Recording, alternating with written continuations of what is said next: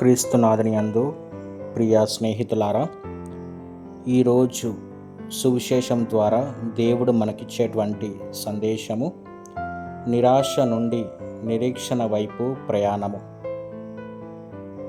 సువిశేషంలో ఎమావు ప్రయాణమును గురించి మనము వింటూ ఉన్నాము.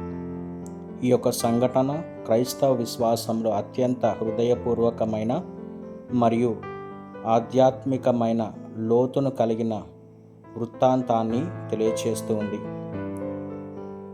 యెరూషలేము నుండి 7 మైళ్ళ దూరంలో ఉన్న ఎమావు అనేటువంటి గ్రామానికి 2 శిష్యులు నడిచి వెళ్తూ ఉన్నారు. యేసు మరణం తర్వాత వారు తీవ్ర దుఃఖము మరియు నిరాశలో ఉన్నారు. ఆ సందర్భంలో పునరుత్థానుడైన యేసు వారితో కలిసి నడిచాడు.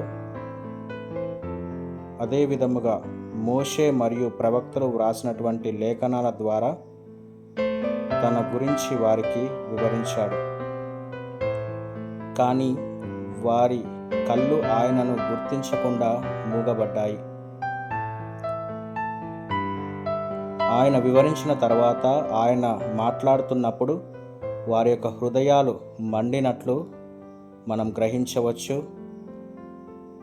వారి యొక్క హృదయాలు తెరవబడ్డాయి. వారు నిజాన్ని తెలుసుకున్నారు. సాయంత్రం పూట వారు ఆయనను బస చేయమని ప్రార్థన చేస్తూ, అప్పుడు యేసు రొట్టె పట్టుకొని దానిని ఆశీర్వదించి విరిచినప్పుడు వారి కళ్ళు తెరవబడ్డాయి. ప్రియ స్నేహితులారా, మనము కూడా మన యొక్క జీవితాలలో కష్టాలు ఎదురైనప్పుడు దేవుడు మనతో లేడని భావించి కృంగిపోతూ ఉంటాము. మన కష్టాల మధ్యలో యేసు మన పక్కనే ఉన్నప్పటికీ మన భయం లేదా సందేహం వల్ల మనం ఆయనను గుర్తించలేకపోవచ్చు. వాక్యాన్ని సరిగ్గా అర్థం చేసుకున్నప్పుడు మనలో మళ్ళీ ఈ యొక్క నిరీక్షణ అనేటువంటిది కలుగుతూ ఉంది. అదేవిధముగా మరి ప్రభువు ఆ యొక్క దివ్యబలి పూజలో మనకు ఆయన ఉనికిని మరియు త్యాగాన్ని మనకి గుర్తు చేస్తూ ఉన్నాడు.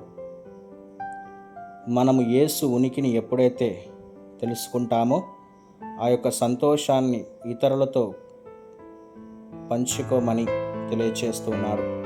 ఈరోజు ఆ యొక్క 2 శిష్యులు కూడా మరి వారు ఆ యొక్క దర్శనాన్ని ఇతరులకు తెలియచేశారు, సాక్షులుగా జీవించారు. మరి మనము కూడా